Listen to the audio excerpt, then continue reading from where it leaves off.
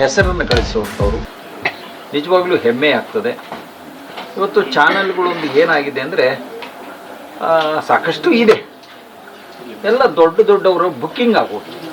ಅಂದರೆ ಯಾರು ಹೇಳ್ತಾರೋ ಅವ್ರದ್ದು ಆ ಮಾತ್ರ ತೋರಿಸೋದು, ಆಮೇಲೆ ಹಾಳಾಗಿ ಬಿಟ್ಬಿಡೋಂಥ ಸನ್ನಿವೇಶಗಳು ನಾವು ಸಾಕಷ್ಟು ಕಂಡಿದ್ದೀವಿ. ಅದು ನಮ್ಮ ಅನುಭವದಲ್ಲೂ ಆಗಿದೆ. ಹಾಗಾಗಿ ನಾನೇ ಇವೆಲ್ಲವನ್ನು ನೋಡಿ ಮನಸ್ಸಿಗೆ ಬೇಜಾರಾಗಿ AKG TV 360 ಅನ್ನುವಂಥ ಒಂದು ಚಾನಲ್, ಯೂಟ್ಯೂಬ್ ಚಾನಲನ್ನು ಪ್ರಾರಂಭವನ್ನು ಮಾಡಿದೆ. ನನ್ನ ಘಟನೆಗಳನ್ನು, ಈ ಲೋಕದ ಕಲ್ಯಾಣದಲ್ಲಿ ಆಗುವಂಥ ಧರ್ಮ ಕಾರ್ಯಗಳು, ಕರ್ಮ ಕಾರ್ಯಗಳನ್ನು ತೋರಿಸುವಂಥ ಕೆಲಸದಲ್ಲಿ ನಾನು ಮುಂದಾಗಿದ್ದೀನಿ. ಅಂದರೆ ಬೇರೆ ಚಾನಲ್ಗೂ ನನಗೂ ಬೇರೆ ಭಾಳ ಅಜಗಜಾಂತರ ವ್ಯತ್ಯಾಸ ಇದೆ. ಹಾಗಾಗಿ ಇವತ್ತು ಕೃಷ್ಣಮೂರ್ತಿಯವರು ಸಾಮ್ರಾಟ್ ಅಂತ ಏನು ಹೆಸರನ್ನು ಇಟ್ಟಿದ್ದಾರೆ, ಅದು ಸಾಮ್ರಾಟ್ ಅಂದರೆ ಅದು ಆ ಹೆಸರಲ್ಲಿ ಒಂದು ಶಕ್ತಿ ಇದೆ. ಈ ಒಂದು ಭಾರತ ಖಂಡವನ್ನು ಆಳದಂಥವರು ಅಶೋಕ ಚಕ್ರವರ್ತಿ ಸಾಮ್ರಾಟರಾಗಿ ಮೆರೆದಂಥ ದೇಶ ಇದು. ಆ ಸಾಮ್ರಾಟ್ ಅಂದರೆ ಒಂದು ವೈಬ್ರೇಷನ್, ಅಂದರೆ ಅದು ಸಿಂಹ ಸಪನ.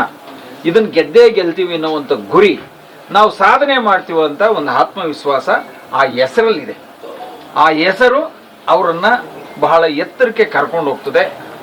ಇವತ್ತು ಇಂಥ ಒಂದು ದೊಡ್ಡ ಆಫೀಸನ್ನು ಮಾಡಿ ಇವತ್ತು ಈ ರಾಜ್ಯದ, ಈ ನಾಡಿನ, ದೇಶದ ಸಮಸ್ಯೆಗಳನ್ನು, ಸತ್ಯ ಘಟನೆಗಳನ್ನು ತೋರಿಸುವ ಮುಖೇನ ಒಂದು ಸುದ್ದಿ ವಾಹಿನಿ ಆಗಬೇಕು ಅನ್ನೋದು ಅವರ ಉದ್ದೇಶವಾಗಿದೆ.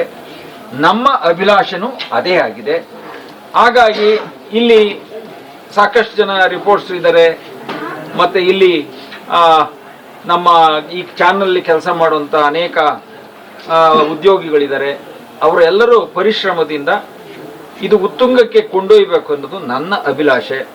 ಹಾಗಾಗಿ ಮತ್ತೊಂದು ದಿನ ಬರ್ತೀನಿ ನಿಮ್ಮ ಚಾನಲಲ್ಲಿ ಕೂತ್ಕೊಂಡು ಅನೇಕ ಸತ್ಯ ಘಟನೆಗಳನ್ನು, ಮತ್ತೆ ಏನು ಮನುಷ್ಯರು ಇವತ್ತಿನ ಪರಿಸ್ಥಿತಿ ಹೇಗಿತ್ತು, ಹಿಂದಿನ ದಿನಗಳ ಹೇಗಿತ್ತು, ಇವತ್ತು ಏನಾಗಿದೆ, ಮುಂದೆ ಇನ್ನೊಂದು 25 ವರ್ಷಕ್ಕೆ ಏನಾಗುತ್ತೆ ಅನ್ನುವಂಥ ವಿಷಯಗಳನ್ನು ಜನಕ್ಕೆ ತಿಳಿಸುವಂಥ ಒಂದು ವೇದಿಕೆಯಾಗಲಿ. ಅವರ ಜೊತೆಯಲ್ಲಿ ನಾನು ಪೂರ್ಣವಾಗಿ ಒಬ್ಬ ಸೋದರನಾಗಿ ಒಂದೇ ಸಿಹಿಯನ್ನು ಇಬ್ಬರೂ ತಿಂದಿದ್ದೀವಿ. ಅದೇ ಶುಭ ಒಂದು ಸಂದೇಶ ಜೊತೆಯಲ್ಲಿ ನಾನು ಇರ್ತೀನಿ ಅಂತ ಹೇಳೋದಕ್ಕೆ. ಚೆನ್ನಾಗಿರಲಿ, ಹೆಸರಾಗಲಿ, ಕೀರ್ತಿವಂತರಾಗಲಿ, ಈ ನಾಡಿಗೆ ಒಂದು ಉತ್ತಮವಾದ ಸುದ್ದಿ ವಾಹಿನಿಯಾಗಿ ಅಶೋಕ ಚಕ್ರವರ್ತಿಯ ಥರ ಈ ದೇಶಕ್ಕೆ ಬೆಳಕಾಗಲಿ ಅಂತ ನಾನು ಶುಭವನ್ನು ಕೋರ್ತೀನಿ.